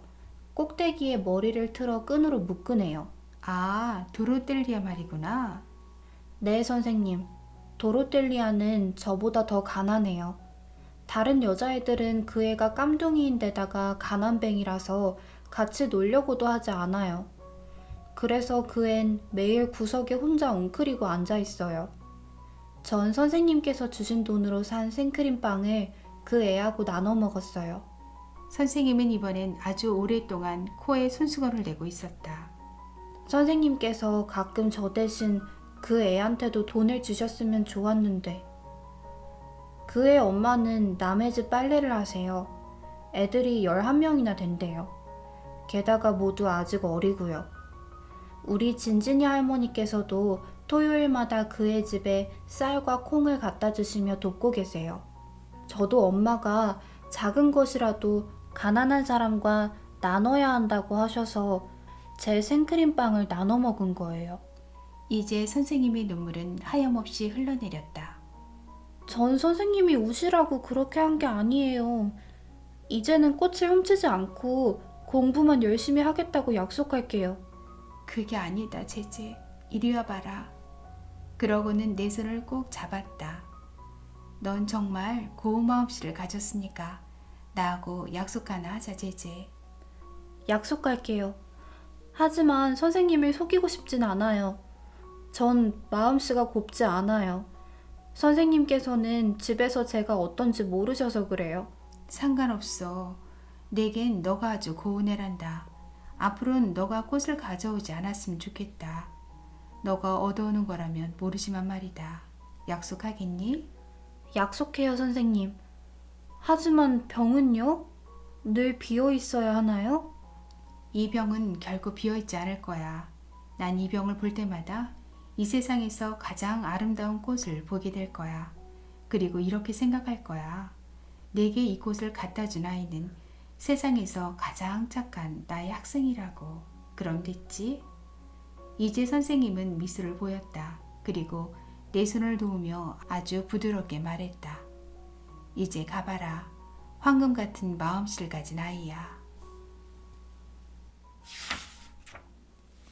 나는 민기뉴가 내 계획을 눈치채고 웃고 있는 걸 보았다. 그런데 넌 박쥐에 미쳐 있잖아. 미쳐 있긴 미쳐 있어. 아무래도. 아무래도 뭐? 이번엔 내가 웃었다. 빨리 말해. 네 호기심도 못 말려. 넌 늘 내게 다 털어놓잖아. 결국엔 항상 다 얘기하면서. 너도 말 안 하고는 못 베길걸? 있잖아, 민기뉴. 나는 7시에 집에서 나가잖아. 그렇지? 모퉁이에 닿으면 7시 5분이야. 그런데 포르투갈 사람은 담배를 사려고 7시 10분에 제난과 기아 상점 모퉁이에 차를 세우거든? 며칠 내로 용기를 내서 그 차에 매달리려고 궁리 중이야. 넌 그럴 용기가 없어. 민기뉴, 내가 용기가 없다고? 두고 봐. 내 가슴은 쿵쿵 뛰고 있었다. 차가 멈추고 그 사람이 내렸다. 민균이 도전적인 말이 내 두려움과 용기를 뒤죽박죽 섞어 놓았다. 별로 마음이 내키지 않았지만 자존심이 내 발걸음을 재촉했다. 난 상점을 돌아 벽 모퉁이에 몸을 반쯤 숨겼다. 책가방에다 운동화를 집어넣었다. 심장이 어찌나 세게 뛰던지 상점 안에 사람들이 들을까봐 걱정이 될 정도였다. 그는 나를 보지 못하고 나왔다. 차문 열리는 소리가 들렸다. 지금 못하면 영영 못하는 거야, 민기뉴. 나는 후다닥 달려나와 있는 힘을 다해 바퀴에 매달렸다. 두려움이 내게 더 큰 힘을 주었다. 학교까지는 거리가 꽤 멀었지만 친구들에게 승리의 순간을 보여줄 생각으로 벌써부터 마음이 들떴다. 야호! 내 소리가 얼마나 크고 날카로웠는지 누가 차에 치였는가 보려고 상점 안에 있던 사람들이 서둘러 문을 열고 나왔다. 내 몸이 땅에서 50cm쯤 위에 매달려 대롱거렸다. 귀는 숯불처럼 달아올랐다. 내 귀에게 뭔가 잘못이 있었다. 너무 서두르는 바람에 차에 시동이 걸려있는지를 확인하지 못한 것이다. 포르투갈인의 우거지상은 더 험악해졌고 눈에는 불똥이 튀었다. 이런 강큰 녀석 같으니라고. 내 놈이었군. 콩알만한 녀석이 겁도 없이. 그는 나를 바닥에 내려놓았다. 그는 한쪽 귀를 잡았던 손을 놓고 주먹을 얼굴에 들이밀며 위협했다. 요놈, 내 놈이 매일 내 차를 노리고 있었다는 걸 내가 모를 줄 알아? 오늘 단단히 혼을 내줘야겠다. 다시는 그런 짓 할 맘이 안 나도록 말이야. 아픔보다 창피를 당하는 것이 더 견디기 힘들었다. 이 야만인에게 욕을 잔뜩 퍼붓고 싶었다. 그러나 그는 나를 놓아주지 않았다. 내 생각을 알아챈 듯 다른 한 손으로 나를 위협했다. 입이 있으면 말해봐. 욕을 해보라고. 왜 아무 말도 못하지? 고통과 수치와 이 광경을 고소하다는 듯이 바라보고 웃고 있는 사람들 때문에 눈물이 마구 솟았다. 포르투갈 사람이 계속 나를 놀렸다. 아니 꼬마 녀석아, 왜 욕도 못하는 거야? 머리끝까지 분통이 치밀어 올라 잔뜩 화난 목소리로 대꾸했다. 지금은 말 못해요. 하지만 생각 중이에요. 이 다음에 커서 아저씨를 죽이겠어요. 그가 웃음을 터뜨렸고 주위 사람들도 따라 웃었다. 그래? 어디 커봐라 이 꼬마 녀석아. 여기서 기다리고 있을 테니까. 하지만 그 전에 한 가지 내게 줄 것이 있다. 그는 내기를 놓더니 순식간에 나를 자신의 넓적다리 위에 엎어놓았다. 그리고 내 엉덩이를 한 대 때렸다. 딱 한 대. 그런데 어찌나 세게 때렸는지 나는 엉덩이가 창자에 붙어버리는 줄만 알았다. 그제서야 그는 나를 풀어주었다. 민기뉴, 내가 말했지? 거의 매일같이 그런다니까? 날마다 나를 기다리다가 경적을 울리는 거야. 경적은 딱 3번 울려. 어제는 아예 작별 인사까지 하더라고. 넌 어떻게 했는데? 모르는 척했지. 전혀 못 본 척해. 그 사람도 아마 겁이 날 거야. 너도 알겠지만 난 곧 6살이 될 거고 이제 조금만 있으면 어른이 되잖아. 그 사람이 너가 무서워서 너 친구가 되려고 하는 것 같아? 확실해. 잠깐만 상자 가져올게. 민기뉴는 꽤 많이 자랐다. 이제는 가지 위로 오르기 위해서 밑에 상자를 받쳐야 할 정도가 되었다. 됐어. 계속하자. 나무 꼭대기에 오르면 내가 세상보다 더 크다는 느낌이 들었다. 있잖아 민기뉴. 에우제니아 아줌마네 구아버 열매가 노래지기 시작했어. 물이 괜찮게 올랐을 거야. 그 아줌마한테 들키지 않는 게 문제지. 민기뉴, 오늘 벌써 3차례나 맞았거든? 알지? 내가 여기 왔다는 건 내가 벌을 받고 있다는 뜻이야. 그러나 악마는 결국 나를 민기뉴에게서 내려와 파두나무 울타리로 가도록 만들었다. 오후의 산들바람은 구아버의 향기를 내 코로 실어 날랐다. 아니, 향기가 나는 듯한 착각이 들게 했다. 여기서 살펴봐. 저기 저 닭장 치워. 아무 소리도 안 나잖아. 악마가 계속해서 속삭였다. 바보야, 뛰어가. 아무도 없어. 아줌마는 이 시간이면 일본 여전의 가게에 채소 사러 간단 말이야. 베네딕트 아저씨? 무슨 소리야. 그 아저씨는 눈도 나쁘고 잘 듣지도 못해. 아저씨가 눈치채더라도 충분히 도망갈 수 있어. 나는 울타리를 끼고 개울가로 갔다. 그리고 마음을 정했다. 그 전에 민기뉴에게 소리를 내지 말라는 신호를 주었다. 내 심장은 이미 방망이질 치고 있었다. 에우제니아 아줌마는 장난이 아니었다. 하느님도 못 말릴 정도로 수달쟁이였던 것이다. 내가 한 발 한 발 다가가고 있을 때 그녀의 커다란 목소리가 부엌 창문에서 들렸다. 무슨 짓이니? 난 공을 주워러 왔다든가 하는 거짓말로 둘러댈 생각은 하지 못하고 꽁무니가 빠져라 달려서 펄쩍 개울가로 뛰어들었다. 그러나 그곳에서 또 다른 무엇이 나를 기다리고 있었다. 얼마나 아팠던지 비명이 절로 나올 정도였다. 그러나 그랬다가는 매를 2번이나 더 맞을 형편이었다. 벌을 받다가 도망쳤기 때문에 1번, 그리고 남이 구아버 열매를 훔치려다가 왼발에 유리 조각이 박힌 것 때문에 1번 해서 2번을 맞게 될 것이 뻔했다. 그래서 있는 힘을 다해 꾹 참았다. 너무 아파 아득해진 정신으로 유리 조각을 빼냈다. 낮은 신음소리를 토하며 피가 더러운 개울물과 섞이는 것을 보았다. 어떡하지? 눈에 눈물이 가득 고였지만 나머지 유리 조각도 빼냈다. 하지만 피를 어떻게 멈추어야 하는지를 알 수가 없었다. 단지 아픔을 줄이기 위해 발 뒤꿈치를 꽉 잡았다. 무조건 참아야 했다. 이미 저녁이 다 되어 엄마, 아빠, 그리고 랄라 누나도 곧 돌아올 참이었다. 그들 중 누군가가 나를 발견한다면 회초리 침질이 시작될 참이었다. 어쩌면 3사람이 번갈아가며 회초리를 들지도 몰랐다. 나는 정신이 멍해졌지만 울다리 넘어 라임 오렌지 나무 위까지 깡충발로 가앉았다. 아직 아픔은 전혀 가시지 않았지만 토하고 싶은 기분은 가라앉았다. 망 좀 봐줘 민기뉴. 민기뉴는 잔뜩 겁먹은 표정이었다. 나만큼 피를 보는 것을 싫어했다. 맙소사, 어떡하지? 또또가 형이라면 나를 도와줄 수 있을 텐데 도대체 지금 어디가 있는 거야? 글로리아 누나도 있었다. 글로리아 누나는 부엌에 있을 것 같았다. 나를 때리는 걸 그리 좋아하지 않는 유일한 사람이었다. 어쩌면 뇌기를 잡아당기거나 다시 벌을 세울 수도 있지만 그런 것을 따질 처지가 아니었다. 나는 글로리아 누나의 마음을 녹일 방법을 생각하며 부엌까지 절름거리며 걸어갔다. 누나는 헝겊에 술을 놓고 있었다. 나는 어깨를 축 늘어뜨리고 앉았다. 그러자 이번에는 하느님이 도와주셨다. 누나는 고개를 숙이고 앉은 나를 바라보았다.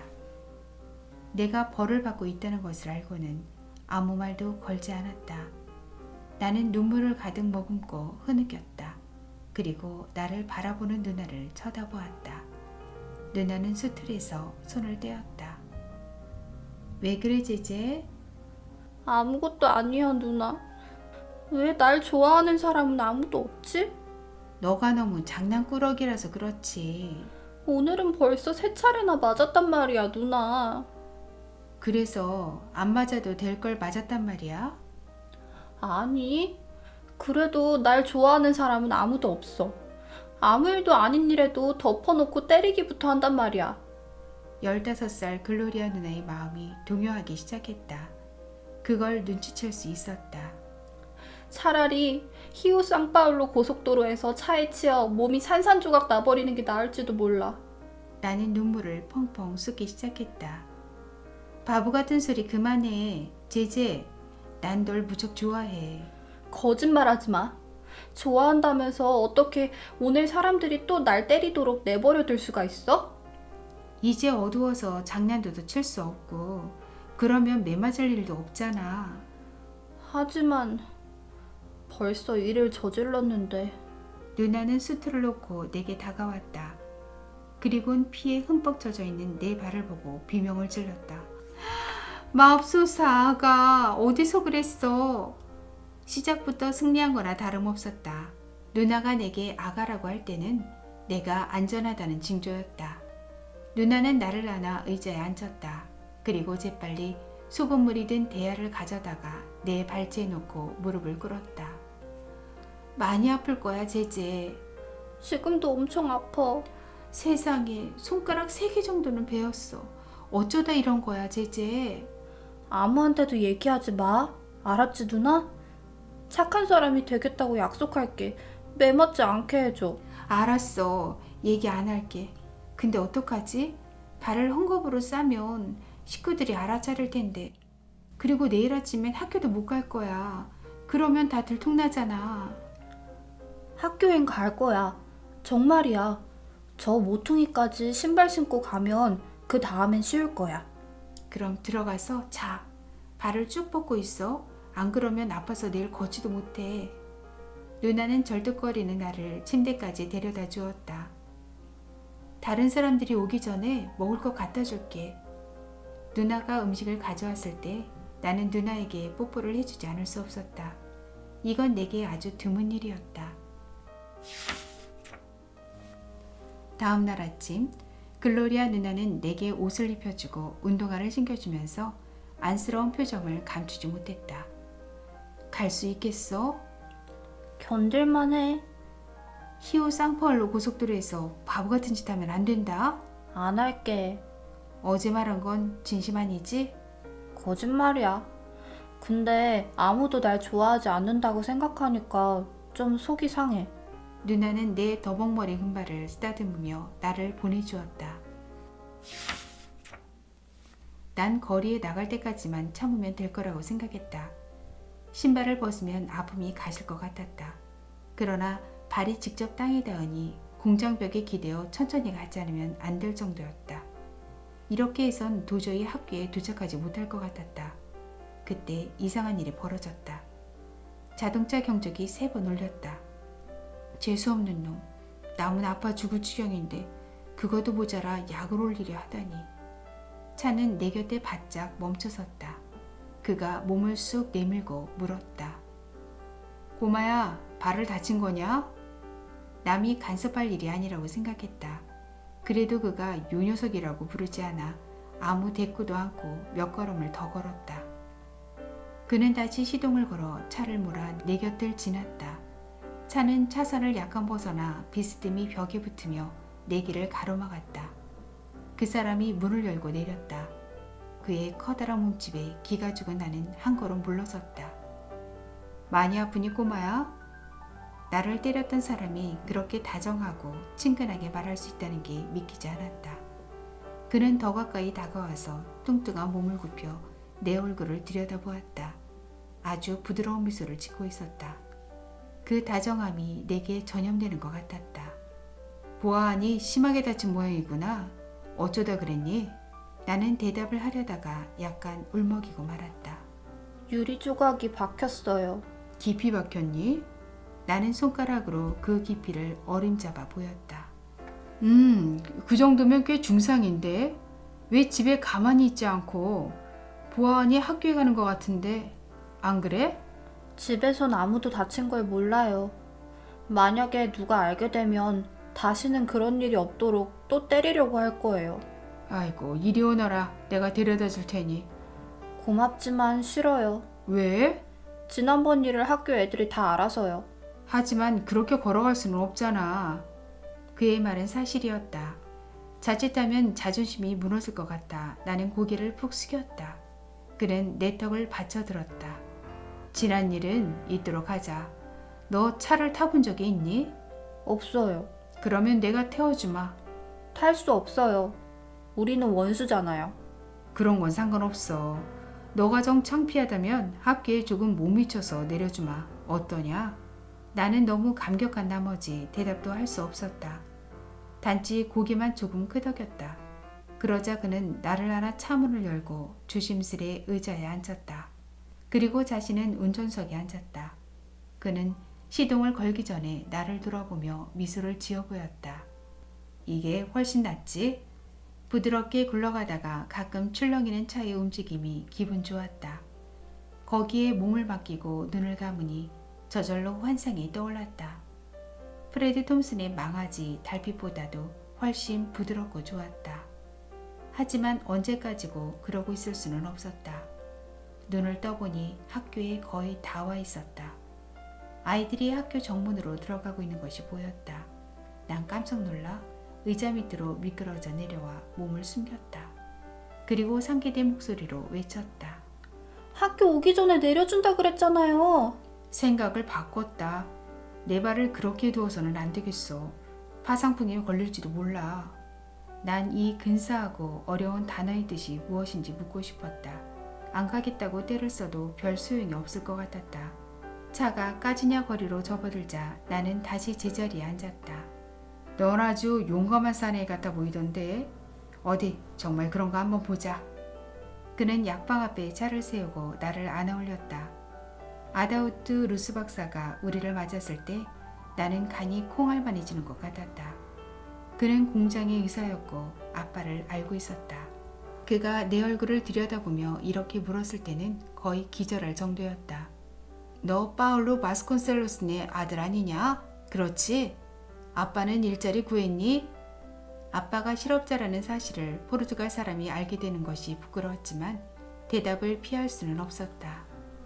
지금 구하고 있어요. 여러 군데 말씀해 놓았대요. 그래. 자, 그럼 어디 한번 볼까? 그는 상처에 감긴 헝겊을 풀려니 놀라서 하는 소리를 냈다. 나는 울음이 나와 입을 삐쭉 내밀었다. 그러자 포르투갈 사람이 재빨리 다가와 나를 뒤에서 잡아주었다. 박사와 포르투갈 사람이 하얀 시트가 깔린 진찰대 위에 나를 앉혔다. 박사가 수술 기구들을 잔뜩 들고 나타났다. 난 떨리기 시작했다. 그러나 포르투갈 사람이 가슴을 내 등에 대고서 두 손으로 내 어깨를 힘차고 따뜻하게 감싸주자 더 이상 떨리지 않았다. 조금만 참아. 치료가 끝나면 음료수랑 케이크를 사주마. 울지 않으면 영화배우 사진이 박힌 사탕도 사주마. 그 말에 있는 용기를 다 내었다. 눈물이 났지만 박사가 하는 대로 가만히 내버려 두었다. 박사가 상처를 꿰매고 파상풍 주사까지 놓았다. 토하고 싶었으나 그것마저도 참았다. 포르투갈 사람은 아픔을 조금이나마 나누려는 듯 나를 힘껏 껴안아 주었다. 그리고 땀에 흠뻑 젖은 내 얼굴과 머리를 자신의 손수건으로 닦아주었다. 영원히 끝날 것 같지 않던 치료가 끝나가고 있었다. 나를 차로 데려가는 그의 얼굴에는 만족한 기색이 역력했다. 그는 내게 약속한 것을 모두 사주었다. 그러나 나는 별 의욕이 없었다. 마치 발끝을 통해 내 정신이 모두 뽑힌 것 같았다. 이래가지고는 학교에 갈 수 없겠다, 꼬마야. 자동차 안에서 나는 운전에 방해가 될 정도로 그의 곁에 바짝 붙어 앉아 그의 팔을 쓰다듬었다. 집 근처까지 데려다 주마. 집에는 알아서 둘러대거라.